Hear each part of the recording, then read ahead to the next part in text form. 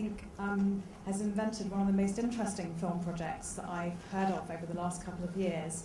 It's called A Swarm of Angels, and it's by a filmmaker called Matt Hanson, who has created an online community to develop, finance, and participate in the making of his first feature.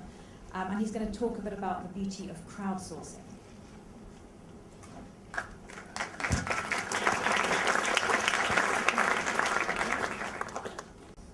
Okay, hi. It's fantastic to be here, and it's particularly nice to be here at an event like this, when usually you generally get lots of case studies from cool American projects, generally to present one which I hope you think is a cool UK project, and not just a UK project, but a truly global project. And if you don't know what I mean by that yet, hopefully you will do in a minute.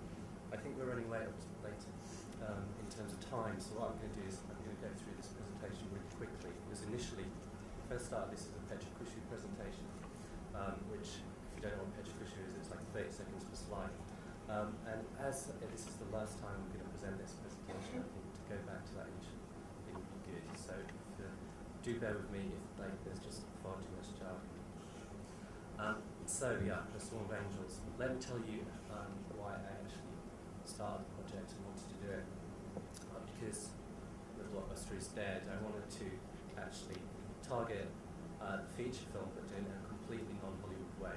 Now, when you look at somebody like George Lucas saying that the blockbuster is dead, you know something is very wrong with Hollywood. And we're in a really interesting time and space at the moment when Hollywood knows that things are broken, but because it's a giant tanker, it takes a long time for these tankers to move and actually change direction. So this is a fantastic time to be a filmmaker, to be a cultural entrepreneur, because at this time we can actually, while Hollywood's trying to change direction, we can actually move into that space. I think one of the problems Hollywood is having is because it's actually an industry which is built upon film, and film is dead. We're at the end of celluloid. Film is actually moving towards video. I wrote a book about this in about 2002. It came out, Film Futures in the Digital Age. So I recommend, if you need inspiration for how film can change, or your own particular projects, that you check out this book, because it's still pertinent now.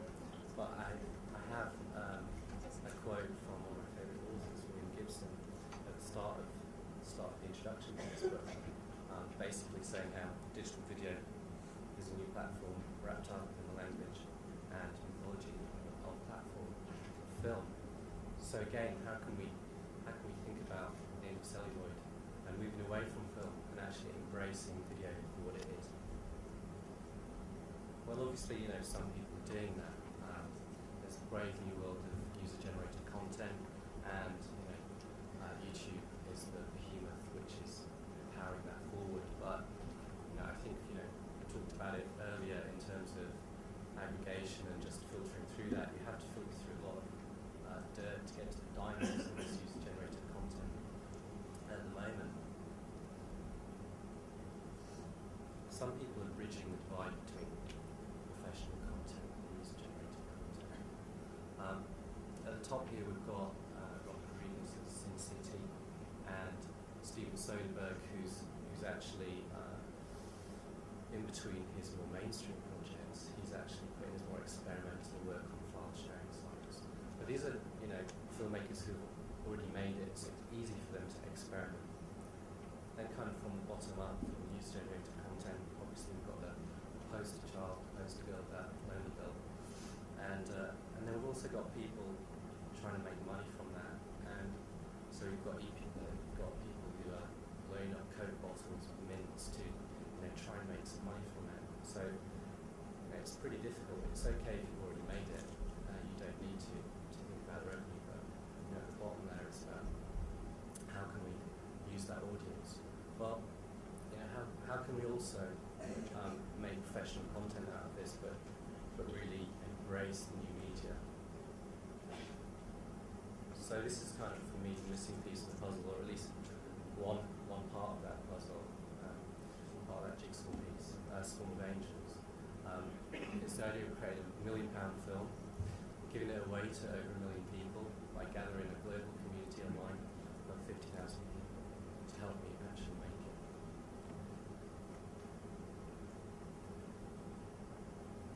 So it's an open source film. Not only is it an open source film, but it's a way to create large-scale free cultural works. And Paul mentioned the idea of Creative Commons and using Creative Commons to actually distribute work and allow people to share it. So it's about completely remixing the process of cinema, which historically has been all about trying to control the copyright, control the release of it, and actually saying no, we're going to build it from the ground up where it's uncontrollable in a way. It's about giving it away. It's about allowing people to remix it, allowing people to interact and share it and be part of the whole process. And so we've taken the open source methodologies as well that obviously make things like Firefox such a great browser. And we're trying to apply it to the filmmaking process and apply it to creative process as well, which is quite different from obviously making software. But we're riding on the beam of crowdsourcing, using the wisdom of crowds, and also trying to steer away from the dumbness of crowds at the same time. And I guess one way we can do that is for it to be creator-led. So it's a way that for a filmmaker to be actually empowered and to be their own gatekeeper, if you like. But also work with members, work with what we normally call the audience in traditional film, and work with members to actually empower you to make the film. So this is a massive idea of collaboration as well. We're in an age of, not only in the digital age, but we're in an age of participation. People, whenever I first speak to people about this project, we say, oh, we're going to get 50,000 people eventually to collaborate and make this film go. It's ridiculous collaboration. It's a recipe for disaster. And I always say that in a kitchen needs a head chef, and it's my process. I will be the head chef, but what I want to do is actually bring people into that kitchen who can help me make it and bring recipes into it and actually create different dishes here. And this model is a flirt model which came up with, which shows you in a very kind of basic way how you can manage that collaboration. How it's not just a binary equation of 0, you're like a complete collaborator, or not collaborating at all, but actually the way people can collaborate in a very light way, or people who here got central area about creators, people who want to actually be more involved and upload content and remix it and help you make it. And this is just another visualization of that power of participation.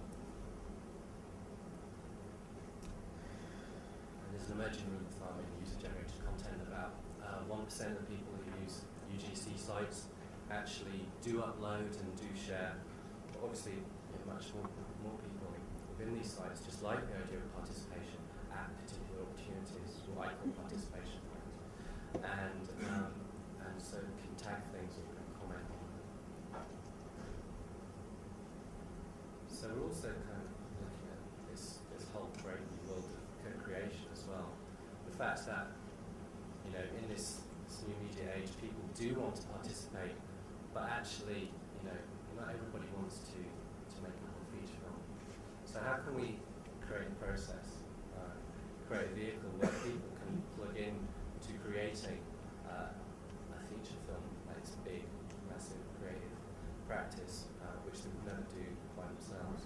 So here, for example, is a visualization from one of the scripts that we're developing. We're developing 2 scripts as part of the Swarm of Angels, and this is an image by Pala, which is actually going to be in the December's Wired, I think, now. And he's a Japanese photographer who I've known for a long time, but he wanted to get involved in the project. He would never be involved in film at all. Generally, he just wants to focus on photography. But now that he's part of the community, he sees that his skill can be used and be part of it. And because I'm open to that, because the community is open to that, it's a great resource. And we can see that again here, where his photo we took it and put up on the blog that we wanted to create some poster designs from that, and I think within about 10 days we had 30 different poster designs. So these things are all kind of released as we go along, so people can be part of the process and part of the creation process. So we learn people to view stuff, to share stuff, and to remix stuff as we go along, as we're making the film. And we'll use Blick TV to show a lot of our image stuff at the moment. And what we did here, for example, is actually put up 3 work in progress versions of the project trailer, and had a vote with our membership and asked them which one do you prefer. And this was completely generated from the community. It's a high-def trailer, which is available for remixing.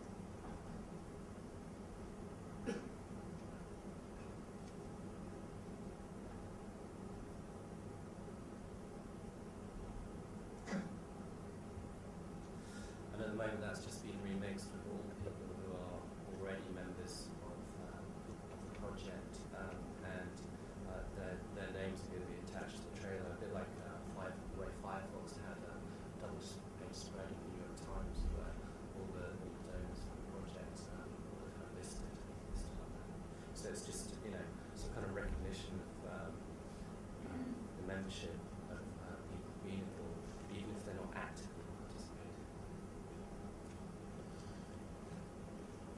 And this is how we're spreading this form. Because we're doing everything in a kind of very non-traditional way, I've been practicing kind of anti-promotion. It's kind of funny that, particularly with the last case studies, everything is about audience and about a film has already been made, and how do you actually reach this audience and put it out there and cut through all the kind of marketing and the marketing dollars that Hollywood throws out there. How do you cut through that and reach your audience?